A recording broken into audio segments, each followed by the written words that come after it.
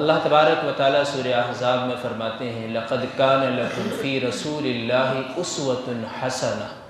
تو تمہارے لیے سب سے بہترین نمونہ اور آئیڈیل وہ رسول اکرم صلی اللہ علیہ وسلم کی ذات اقدس ہے۔ ہم اپنی زندگی من مرضی کے مطابق نہیں گزار سکتے، اور نہ ہی یہ ہو سکتا ہے کہ ہم بعض علماء کو صرف اور صرف اپنی من مرضی کے مطابق ان سے کچھ بھی کہلوا دیں، کچھ بھی بلوا دیں،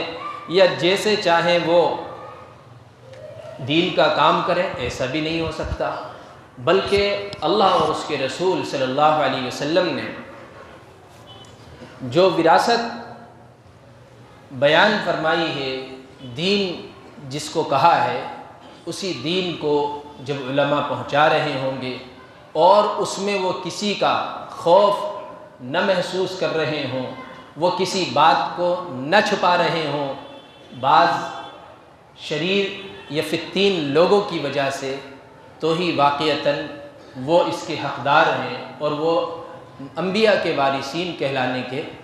مستحق ہیں۔ لیکن اس کے باوجود آج اگر ہم دیکھتے ہیں تو بہت سی مساجد میں، بہت سی جگہوں پر آج حق نہیں بولنے دیا جاتا۔ خود وہاں کے علاقے کے ذمہ دار حضرات یا اسی طرح سے علاقے کے جو شریر قسم کے لوگ ہیں اور الٹے سیدھے کام کرنے والے ہیں، وہ علماء کے بیانات کو برداشت نہیں کرتے، سنتے نہیں، سن لیتے ہیں تو پیٹھ پیچھے باتیں بناتے ہیں، برائیاں کرتے ہیں، غیبتیں کرتے ہیں، اور ان کو نکالنے کی اور ان کو امامت سے فارغ کر دینے کی باتیں کرتے رہتے ہیں۔ صرف کیوں؟ صرف اس وجہ سے کہ انہوں نے ہمارے عمل کے خلاف بولا کیا، جبکہ علماء کی یہ ذمہ داری ہے کہ جہاں بھی جس علاقے میں جس جگہ پر وہ کام کرنے جائے، وہاں پر عملی اعتبار سے جس عمل کا زیادہ بگاڑ ہو اس پر خاص توجہ دے کر محنت کی جائے، تاکہ وہ برائی اس معاشرے سے، اس سماج سے اور اس بستی سے، اس علاقے سے ختم ہو جائے۔ لیکن اس کے باوجود بعض لوگ علماء کو بولتے دیکھنا پسند نہیں کرتے، حق بولیں تو وہ ان کو ہضم نہیں ہوتا۔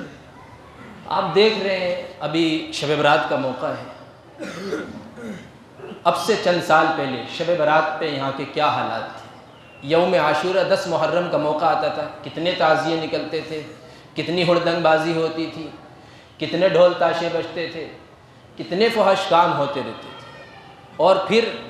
کھلے عام سٹے کا بازار گرم ہونا، کھلے عام جوئے کا کھیلنا، رمضان میں بھی، رمضان کی مبارک راتوں میں بھی وہ کھلے عام چوراہوں پر بند نہیں ہوا کرتا تھا۔ لیکن آج الحمدللہ یہ ساری چیزیں ختم ہو چکی ہیں، اور بہت حد تک جو تھوڑا بہت اگر باقی بھی ہے تو وہ انڈر گراؤنڈ ہے، چھپ کر رہے ہیں۔ ظاہری طور پر جو برائیاں عروج پر تھی، پھیلی ہوئی تھی، الحمدللہ اللہ نے اس کا خاتمہ فرمایا۔ مسجد کے اندر آج سے 13 سال پہلے، سن 2010 کی بات ہے، 11 کی بات ہے، کہ جب میں بیان کرنے کے لیے منبر پر آتا تھا، اس وقت 2-3 صفحے یہاں پر نظر آتی تھی، اور یہ وہ وقت ہوتا تھا کہ جب 1 بجنے کے قریب ہو چکا ہوتا تھا، ایک منزل بھی بھری ہوئی نظر نہیں آتی تھی۔ اور آج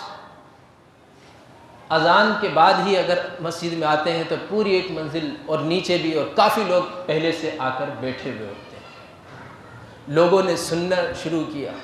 سمجھنا شروع کیا، عمل میں لانا شروع کیا، اور پھر آج ہم دیکھ رہے ہیں کہ جتنا مجمع عشاء اور مغرب کی نماز میں ہوا کرتا تھا، اتنا مجمع آج الحمدللہ فجر کی نماز میں سالوں سے نظر آ رہا ہے، اور جتنا مجمع فجر میں ہوتا تھا وہ دن کی دوسری نمازوں میں تھوڑا سا بڑھتے بڑھتے زیادہ ہو جاتا تھا۔ یعنی مغرب عشاء میں جتنا مجمع ہوا کرتا تھا، آج وہ اس سے بھی زیادہ یا اتنا ہی ہم کہہ لیں کہ وہ الحمدللہ اتنا فجر میں نظر آ جاتا ہے۔ جمعہ کے دن دیکھیں تو بہت سے لوگ ایسے ہمارے درمیان رہتے ہیں اور رہتے تھے، اور ابھی بھی اکا دکا ہوں گے، جو جمعہ کی نماز بھی نہیں پڑھا کرتے تھے۔ لیکن آج الحمدللہ ہماری مسجد آباد نظر آتی ہے. یہاں پر جگہ جگہ گلیوں میں ہوم تھیٹر چلا کرتے تھے, 5-10 روپے گھنٹہ وہ پوری فلمیں دکھاتے تھے. ہم نے الگ الگ لوگوں سے جو دکھاتے تھے ان سے بھی بات کری, انفرادی طور پر بھی, اور ویسے بھی اجتماعی طور پر ہم نے ممبر سے بھی بات کری. الحمدللہ 1.5 سال نہیں گزرا تھا ہمیں آئے ہوئے, وہ سارے بند ہو چکے.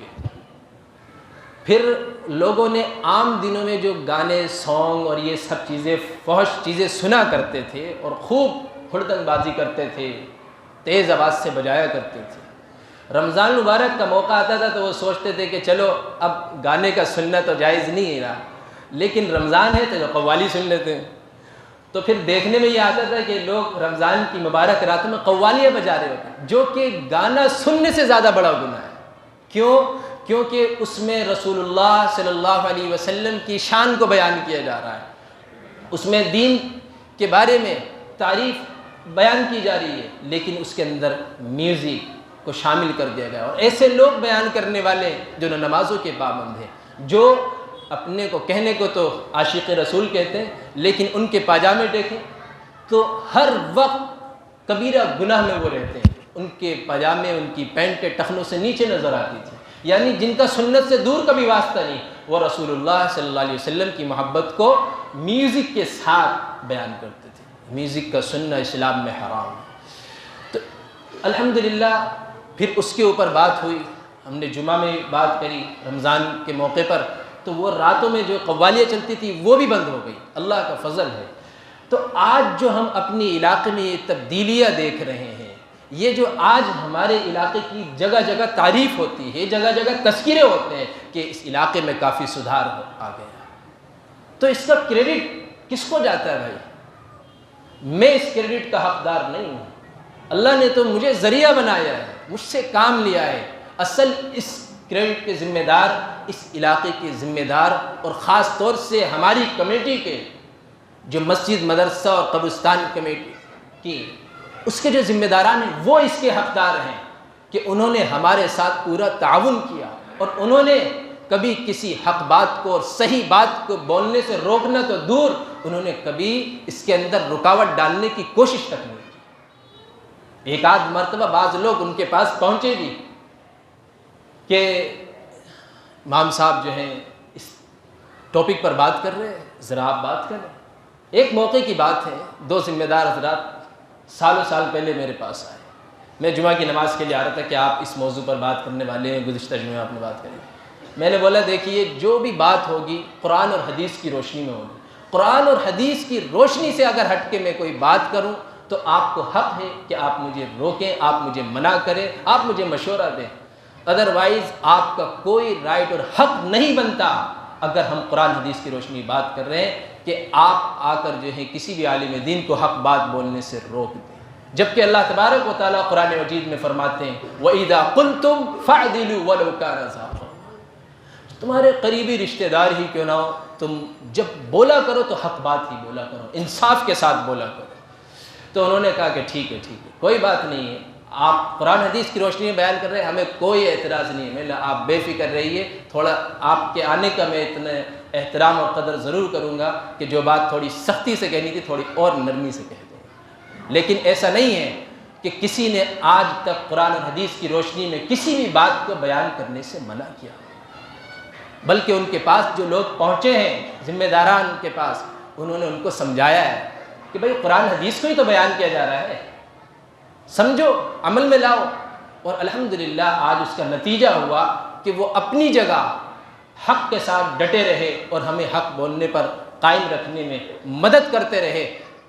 کہ آج الحمدللہ ہمارے علاقے میں کافی تبدیلی ہے. ہمارے علاقے کی, ہماری مسجد کی الحمدللہ تعریف ہوتی ہے. اور یہاں الحمدللہ جس طرح کا کہ امام جو ہے صحیح طرح سے نہیں رک پا رہا, یہ وہ بہت ساری شکایتیں تھیں, الحمدللہ آہستہ آہستہ دور ہوتی چلی گئی. تو اس میں اصل تعاون ذمہ داران کا ہے. اللہ تبارک و تعالیٰ ان کو اس پر کیا اجر عطا فرمائیں گے, کیا, یہ تو جب کل قیامت کے دن اللہ کی بارگاہ میں پہنچیں گے تو معلوم ہو جائے گا. اور یہ ان کے لیے صدقہ جاریہ بھی ہے جن لوگوں نے اس میں تعاون کیا ہے اور جو تعاون کر رہے ہیں اور کرتے رہیں گے کسی بھی حق بات کو اور دینی بات کو پہنچانے میں اور پھیلانے میں. جو کسی بھی طرح سے تعاون کرتا ہے اللہ تبارک و تعالیٰ ان کو دنیا میں بھی اجر عطا فرماتے ہیں، دنیا میں بھی ان کو عزت اور اللہ تبارک و تعالیٰ راحت نصیب فرماتے ہیں، اور آخرت میں بھی ان کا بڑا اعزاز و اکرام ہونے والا ہے۔ لیکن اس کے باوجود بعض لوگ اس چیز کو برداشت نہیں کر پاتے، ہضم نہیں کر پاتے کہ کیوں حق باتیں ہو رہی ہیں، کیوں ذمہ داران اس بات کو نہیں روک پا رہے ہیں، تو وہ ادھر ادھر جا کے باتیں بناتے ہیں۔ حد تو تب ہو جاتی ہے جب بعض مسجد کے ذمہ دار حضرات ہی اس بارے میں سوچنا شروع کرتے ہیں اور ہمیں مشورے دیتے ہیں آ کر کہ آپ نے یہ نہیں یہ بولنا چاہیے تھا، آپ نے یہ نہیں یہ کرنا چاہیے تھا، جبکہ ان کی مسجدوں کا حال یہ ہے کہ وہ اپنے یہاں حق بات بولنے والے اماموں کو رکنے نہیں دیتے۔ اگر کوئی صرف کسی عالم کی فضیلت کو بیان کر دے اور ایک عابد کی فضیلت کو بیان کر دے، امام کی چھٹی کر دیتے، جیسا کہ ہماری پڑوس کی مسجد میں ہوا۔ اور اسی طرح سے اس سے پہلے حضرت مولانا مستقیم صاحب رحمۃ اللہ علیہ وہ مجھ سے بارہا کئی مرتبہ اکیلے میں بیٹھ کے ذکر کیا کرتے تھے مسجد کے حالات کا، کہ اس طرح کے حالات ہیں، اور اس کے باوجود ان کو جو ہے دل کا مریض بنا دیا گیا کہ حق بات بولنے سے روکا جاتا تھا، اور جو بھی آنے والا امام ہو اس کو اس بات کا پابند بنانے کی کوشش کی جاتی ہے، اس پر یہ دباؤ ڈالنے کی کوشش کی جاتی ہے کہ آپ جو ہیں ہمارے دینی معاملات کے اور ویسے اختلافات میں نہیں پڑھیں گے۔ کیوں نہیں پڑھیں گے بھائی؟ علماء کا کام ہے جو کام غلط ہو رہا ہے اس کو روکے، جو غلط بول رہا ہے اس کو ٹوکے، جو غلط کر رہا ہے اس کو جا کر پکڑے۔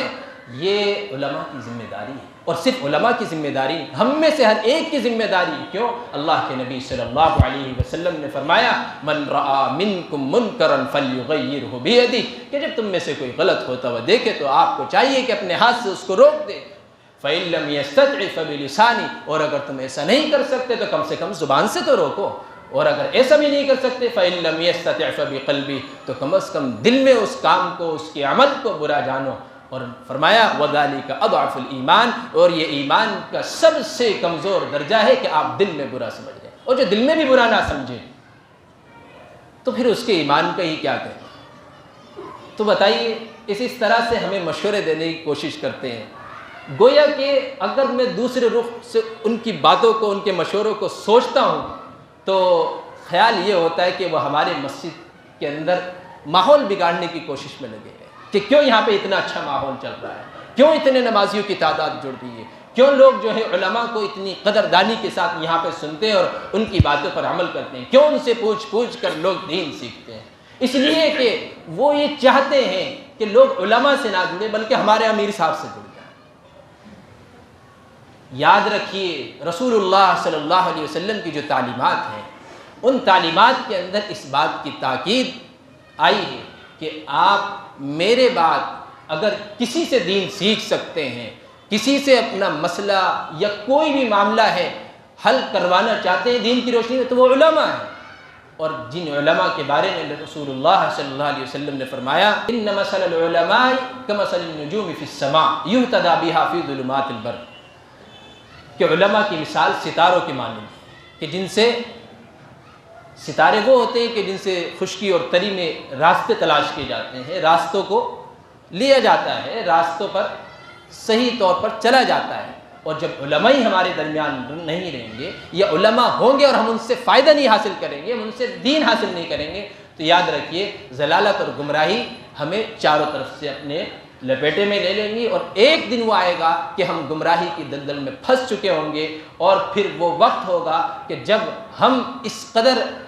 گمراہی کی دلدل میں پھنس جائیں کہ ہمارا نکلنا ممکن نہ ہو، تو یاد رکھیے پھر وہ قرآن مجید کی وہ آیت صادق آتی ہے ختم اللہ علی قلوبہم وعلی سمعہم وعلی ابصارہم غشاوہ، اللہ تبارک و تعالیٰ ایسے لوگوں کے قلوب پر، ایسے لوگوں کی قوت سماعت پر، قوت بصارت پر اللہ تبارک و تعالیٰ گمراہی کی مہر لگا دیتے ہیں کہ وہ حق بات کو دیکھتے ہیں، حق بات کو سنتے ہیں، حق بات کو ہوتا ہوا دیکھ رہے ہیں، لیکن اس کے باوجود اس کی تائید نہیں کر رہے ہوتے ہیں،